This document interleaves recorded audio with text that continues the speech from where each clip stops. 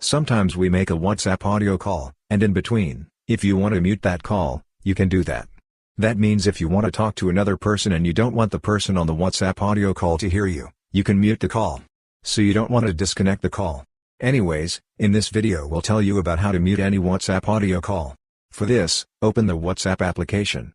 After that, select any contact you want to make an audio call with. For example, I'm selecting this contact. After that, to make the audio call, here you can see a call button. Just click on that button. This is the button for audio call.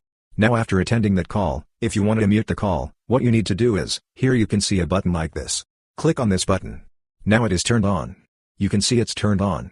And after this, if you're saying anything, that person cannot hear your audio. And if you want to unmute it, just click on this again and it will be unmuted. So this way you can easily mute any WhatsApp audio call. Hope this video was helpful for you. If you find it helpful, consider subscribing. See you in the next video.